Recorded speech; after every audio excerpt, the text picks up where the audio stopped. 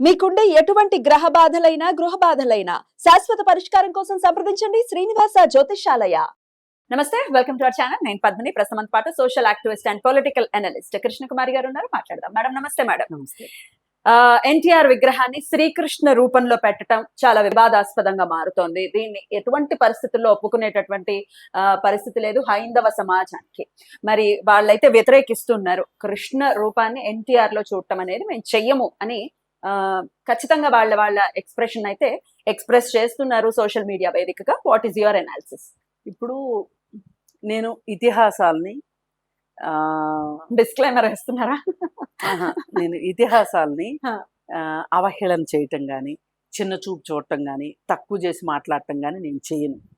కానీ ఇతిహాసాలకి చారిత్రక ఆధారాలు ఎంతవరకు ఉన్నాయి అనేది మనం గమనిస్తే కనుక, ఇప్పుడు శ్రీకృష్ణుడి విగ్రహం, శ్రీకృష్ణుడి రూపం, నాట్ విగ్రహం, రూపం ఎక్కడైనా ఆథెంటిక్గా చారిత్రక ఆధారాలతోటి శ్రీకృష్ణుడి రూపం ఉన్న ఫోటోని మీరు చూసారా? ఫోటో అవసరం లేదు. భాగవతంలో ఒక చిన్న శ్లోకం చాలు అనేది హైందవ సమాజం చెప్తుంది. ఎందుకంటే ఈశ్వరుడి అరూప రూపి అని అంటారు. ఏ మూర్తికి రూపం లేదు, కానీ ఋషులు దాన్ని సందర్శించి ఒక శ్లోకం రూపంలో పెట్టారు. కృష్ణుడు నీలవర్ణంలో ఉంటాడు, నల్లగా ఉంటాడు. కృష్ణుడు పింఛాన్ని ధరిస్తూ శ్లోకాలే మనకి అథెంటికేషన్. ఎస్ నీలమేఘ శ్యాముడు అంటారు, నెమలి పింఛము, చేతిలో మురళి ఉంటది, ఇవన్నీ చెప్పారు. బాగుంది. కానీ ఆధునిక కాలంలో శ్రీకృష్ణుడి ఫోటో ఏదైనా కానీ, శ్రీకృష్ణుడికి గుళ్ళు కూడా ఉన్నాయి. శ్రీకృష్ణుడి గుడిలో విగ్రహం కానీ, క్యాలెండర్లు కానీ, ఫోటోలు కానీ, ఏవైనా కానీ ఎవరు చేశారు? మనిషే చేశాడు. ఒక శిల్పాన్ని శిలి మాత్రమే చెక్కాడు. అతనికి ఉన్న ఆ క్షణానికి అతనికి తోచిన దాన్ని బట్టి, ఎందుకంటే చదువుకుని ఉన్నాడు. ఏమని?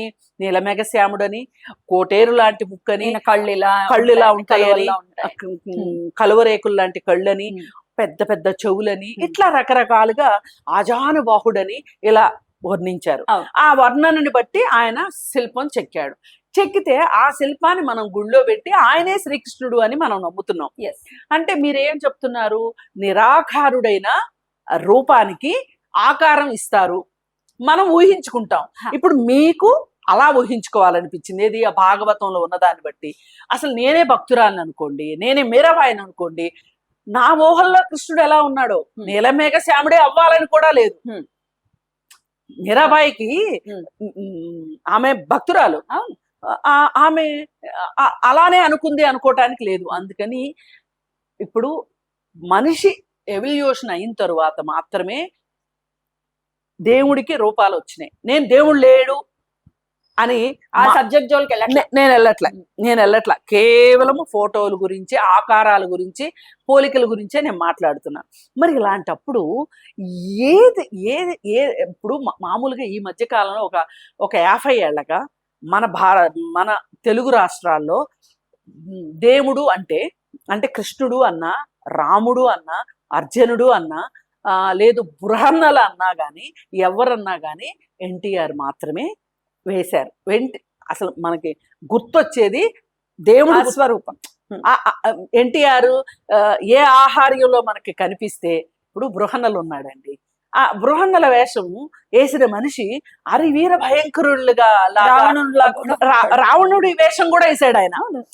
రావణుడికి ఆ ఆహార్యానికి, బృహన్నల ఆహార్యానికి పూర్తి ఆపోజిట్. అయినా గాని ఆయన చూస్తే బృహన్నలు అనిపించాడు, ఇక్కడ చూస్తే రావణాసురుడు అనిపించాడు, రాముడిగా వేస్తే రాముడు అనిపించాడు, కృష్ణుడిగా వేస్తే కృష్ణుడు అనిపించాడు, ఇంకా చూస్తే దుర్యోధనుడు వేస్తే దుర్యోధనుడు అనిపించాడు, కర్ణుడు వేస్తే కర్ణుడు అనిపించాడు. కాబట్టి నేనేమంటున్నానంటే, మనము ఊహించుకున్న రూపాలే ఇవన్నీ. అందుకోసము మానవుడే దేవుణ్ణి సృష్టించాడు. అంటే ఫోటోల్ని మాత్రమే సృష్టించాడు.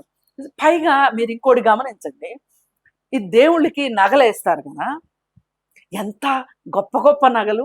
ఇప్పుడు ఆ నగలు చూస్తే, ఈ సృష్టి మొదలైనప్పుడు ఆదిమ మానవుడు ఒక దేవుణ్ణి కొలిసినప్పుడు వాళ్ళు ఒక రాయిని కొలిశారు. ఈ రోజుకి మీరు కొండ కోణల్లోకి వెళ్ళి చూస్తే అక్కడ ముక్కు వంకరగా, మూతి వంకరగా, ఒక కన్ను చిన్నది, ఒక కన్ను పెద్దది ఉన్న విగ్రహాలకి పూజలు జరుగుతూ ఉంటాయి. అంటే అక్కడ శిల్పులు అలాగే చెక్కగలిగారు. వాళ్ళు అదే దేవుడు అనుకుంటున్నారు.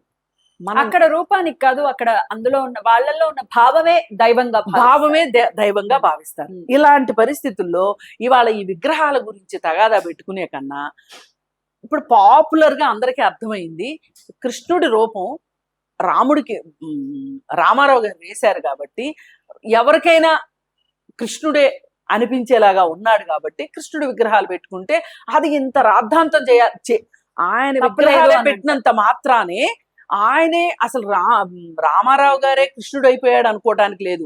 ఇక్కడ కృష్ణుడు అయితే ఇంకో చోట ఇంకోటి అవుతారు, ఇంకో చోట ఇంకోటి అవుతారు. ఇప్పుడు ద్వాపర అనే ఒక నగరము, ద్వారకా అనే నగరము నిజంగానే ఉంది, దానికి చారిత్రక ఆనవాళ్ళు ఉన్నాయి అన్నారు. అంత నగరమే ఉన్నప్పుడు ఒక తైలవర్ణ చిత్రం ఉండుండదా అసలు కృష్ణుడి రూపానికి? భాగవతంలో వర్ణించిందే అవ్వాలని కట్టడాలు ఉన్నాయని చెప్తున్నారు. ఇప్పుడు నేను అదే కట్టడాలు ఉన్నాయని చెప్తున్నారు. నేను దాన్ని కూడా నేను డినై చేయట్లేదు.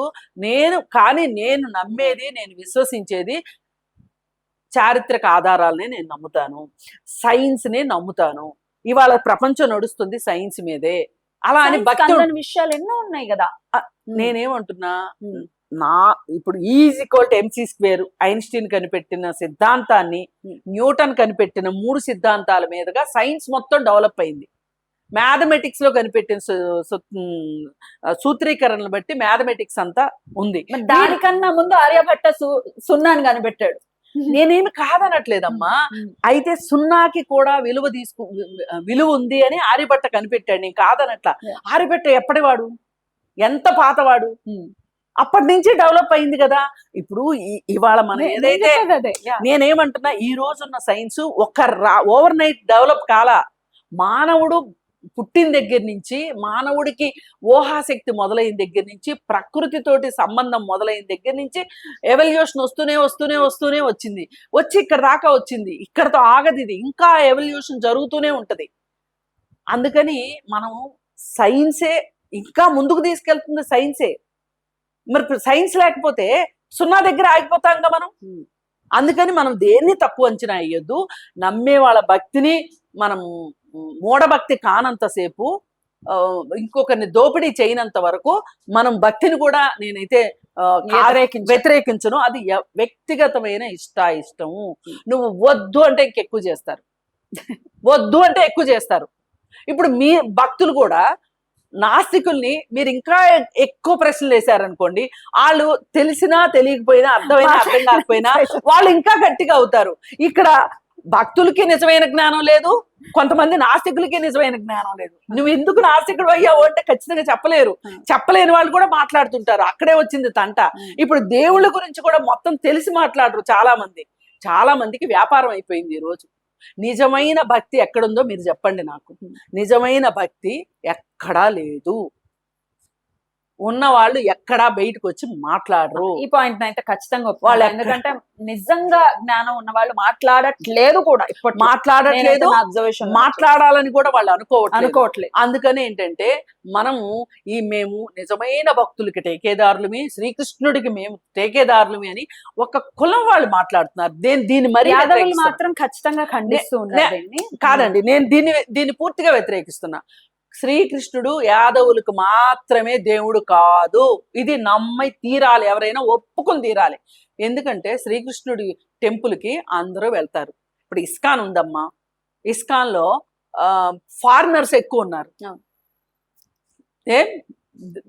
యాదవులే ఎందుకు లేరు మరి? అలా అనుకుంటే మీరు మీ కులానికి సంకుచితం చేశారు అంటే శ్రీకృష్ణుడికి అన్యాయం చేసినట్టు. అది పురాణం అవనివ్వండి, ఇతిహాసం అవనివ్వండి. దీన్ని అయితే మీరు వ్యతిరేకిస్తారు. నేను ఖచ్చితంగా వ్యతిరేకిస్తున్నాను. పెట్టనివ్వండి విగ్రహాలు, శ్రీకృష్ణుడికి విగ్రహాలు వచ్చినట్టు అవుతుంది. మీరు పోని ఆల్టర్నేటివ్ గా శ్రీకృష్ణుడు ఎలా ఉంటాడని మీరు విగ్రహాలు పెట్టుకోండి, ఎవరు కాదంటారు? ఇప్పుడు అంబేద్కర్ విగ్రహాలు పెడుతున్నారండి, దేశం అంతా పెడుతున్నారు. గాంధీ గారి విగ్రహాలు, గాంధీ తాత విగ్రహాలు పెడుతున్నారు. ఖచ్చితంగా గాంధీ పోలికలే ఉంటున్నాయా? ఇందిరాగాంధీ విగ్రహాలు పెడుతున్నారు. కొన్ని విగ్రహాలు చూస్తే కోపం వస్తుంది, ఏంటి అసలు పోలికలే లేవు అనిపిస్తుంది. జరుగుతుంటాయి ఇట్లా అనవసరంగా రాద్ధాంతాలు చేసుకొని. పైగా నాకు అన్నిటికన్నా నాకు నచ్చంది ఏంటంటే భగవద్గీతలో చాలా ప్రపంచం ఉంది. భగవద్గీతలో నేర్చుకోవాల్సింది ఉంది. సరే మనం ఎంత నేర్చుకుంటున్నామో లేదో అది వేరే విషయం. అయితే కృష్ణుణ్ణి యాదవులకు మాత్రమే పరిమితం చేయటం, ఒక కులానికి పరిమితం చేయడం. ఇప్పుడు ఆయన విశ్వజనీయమైన ప్రేమని ఇచ్చాడు.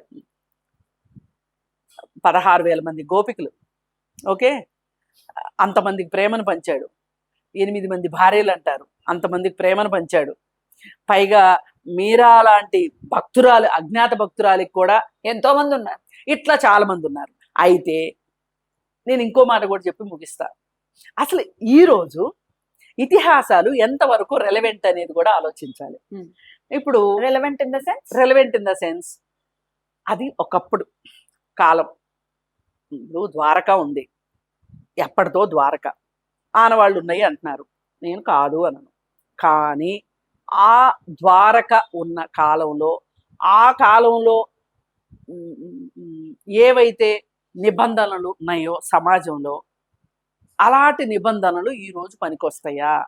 అలాంటి విలువలు, వాల్యూ సిస్టమ్ ఈరోజు పనికొస్తుందా? ఆ వాల్యూ సిస్టమే ఈరోజు పనికొస్తుంది అంటే గనక శ్రీకృష్ణుడు చిన్న శ్రీకృష్ణుడిని అల్లరి చేస్తున్నాడని చెప్పి ఒక రోలు కట్టేస్తారు. కాలుకి తాడు కట్టి రోలు కట్టేస్తే చిన్ని శ్రీకృష్ణుడు ఆ రోలును కూడా రాకెళ్ళి అల్లరి చేస్తాడు కదా. ఈవేళ ఏ ఇంట్లోనైనా సరే ఒక చిన్న బాబుని, పాపని కానీ అల్లరి చేస్తున్నారని తాడుకో చీరకో కట్టేసి, అసలు అలా ఎవరు చేయరు, వినండి అమ్మా, అలా కట్టారనుకోండి, ఇమ్మీడియట్ గా బాలల హక్కుల సంఘం వాళ్ళు వచ్చేసేసి వాళ్ళ అమ్మకో వాళ్ళ నాన్నకో క్లాస్ పీకుతారు. అంటే ఈ రోజు చట్టాలు ఇలా ఉన్నాయి. అలాగే శ్రీకృష్ణుడు కొలంలో స్నానం చేస్తున్న అమ్మాయిల బట్టలు తీసుకెళ్ళాడు అని చెప్పి, గోపిక వస్త్రాపహరణము అని చెప్పి ఫోటోలు ఉంటాయి మనకి. ఈ రోజున కనుక నేను ఇంకా శ్రీకృష్ణుడిని నమ్ముతున్నాను, శ్రీకృష్ణుడిని నేను ఫాలో అవుతాను అని గనక ఏ అమ్మాయిల బట్టలన్నా దొంగిలించారనుకోండి, అంటే తీసుకెళ్లారు, మీరు చెప్పింది శ్రీకృష్ణుడు ఒకవేళ ఇన్స్పిరేషన్ గా తీసుకుని ఇవన్నీ చేస్తున్నావు అన్న వాడు చిటికెన వీళ్ళ మీద గోవర్ధన గిరిని కూడా ఎత్తి పట్టుకోవాలి, అందరినీ కాపాడాలి. తన అన్నయ్యని ఇబ్బంది పెడుతున్న వాళ్ళని కూడా చంపాలి. ఉలూక బంధనం, మీరు చెప్పినటువంటి తాడేసి కట్టేసింది ఉలూక బంధనం, అది కూడా చెయ్యాలి. రాక్షసుల్ని చంపి తీరాలి. అప్పుడు వీడికి చేస్తే నేను అంటున్నా, ఇలాంటివన్నీ ఈ రోజు చేయలేరు, ఏది చేయలేరు. చేయాలి అనుకుంటే చేయాలి. మీరు నా మాట వ్యతిరేకిస్తాము అంటే ఇది కూడా మీరు చేసే శక్తి మీకు ఉంటేనే అప్పుడు వ్యతిరేక. కాదు నేను అంటున్నా, అవేవి కూడా ఈ కాలానికి కానీ షెల్టర్ ఇవ్వడానికి మీరు ఈ గోవర్ధనగిరి పర్వతాన్ని మీరు తీసుకోవచ్చు. లేదు, పాజిటివ్స్ ఎందుకు తీసుకోరు? గోవర్ధనగిరి పర్వతం ఎత్తున ఇదైతే ఉందో సరే షెల్టర్ ఇచ్చారు కదా, అది కూడా తీసుకోండి. మరి అదెందుకు చేయండి? రిలవెంట్ ఎందుకు కాదు? చేయండి. నేను అదే అంటున్నా, రిలవెన్స్ లేదు. నేను అదే అంటున్నా, యుద్ధం ఆపు ఆపు ఆపు అని కొన్ని నెత్తి నోరు కొట్టుకున్నాడు. మెసెంజర్, ఒక డ్రైవర్ పాత్రను పోషించాడు, అది కూడా రెలవెంట్. ఇప్పటికీ యుద్ధం చేయకరాను నీ లైఫ్ లో ఒకవేళ తీసుకుంటే, పర్సనల్ లైఫ్ లో తీసుకుంటే యుద్ధం చేయకని చెప్పాడు. అర్జునుడికి చేయమని కదా చెప్పాడు. అర్జునుడికి చేయకుండా, అర్జునుడికి ఆల్రెడీ వచ్చేసిన తర్వాత చేయమని చెప్పాడు, నీ ధర్మాన్ని నువ్వు పాటించాను. దానికన్నా ముందు దుర్యోధనుడి దగ్గరికి వెళ్ళి వద్దురా బాబు అని చేతులు జోడించి దుర్యోధనుడికి వద్దు బావా అన్నాడు. అంతకు ముందు యుధిష్ఠిరుడికి చెప్పాడు, అంతకు ముందు ఇంకొకరికి చెప్పాడు, చెప్తూనే ఉన్నాడు. ఇంకా వినకపోతే మీ సావు మీరు సావండి అన్నాడు.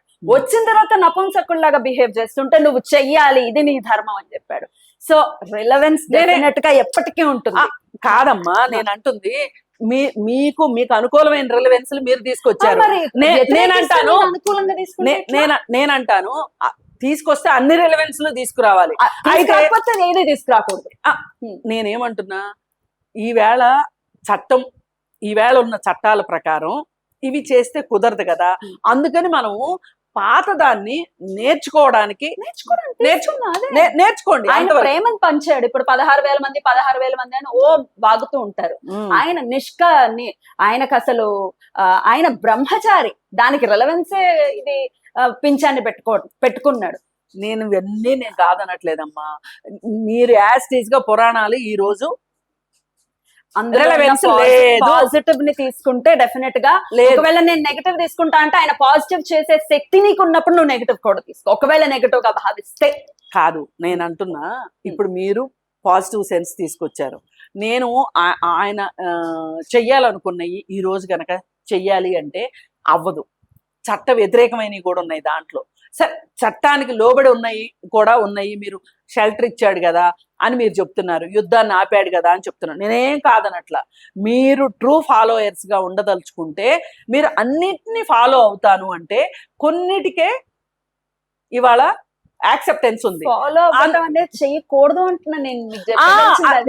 మరి అలాంటి ఫాలో అయ్యే చేయలేము. ఎందుకు చేయలేమంటే నువ్వు ఇవి చేయలేవు. నువ్వు నెగటివ్ గా మీరు అనుకునే విషయాలు నువ్వు చేయలేనప్పుడు పాజిటివ్ కూడా నువ్వు చేయలేరు కదా. అలాంటప్పుడు అంటే ఈ కాలంలో మనం ఇంకా అక్కడికే వెళ్ళి ఆలోచించి శ్రీకృష్ణుడు ఎలా ఉండేవాడు అని చెప్పటానికి మీకు పురాణాల్లో ఉన్నది తప్పితే ఎక్కడ విగ్రహాలు కూడా లేవు కదా. అందుకని చెప్పి విగ్రహాల గురించి గొడవ పడద్దు అని చెప్తున్నా. నేను చెప్పదలుచుకుంది పైగా యాదవులు రూపం గురించి గొడవ పడద్దు. పైగా యాదవులు మా దేవుడే అని మాట్లాడడం కూడా వీళ్ళకి ఏవో సంకుచిత భావాలు ఉండటం ఒకటి, వీళ్ళ రాజకీయ కారణాలు ఏవో ఉన్నాయి కాబట్టి వీళ్ళు ఇలా కొట్లాడుతున్నారు, అనవసరమైన గందరగోళానికి తీసుకొస్తున్నారు తప్పితే ఇది ఇవాళ అంత పనికొచ్చే విషయం కూడా కాదు. ఏది ఈ రూపాలు శిల్పాలు వీటి గురించి. Right. Okay right madam, thank you so much. నమస్తే.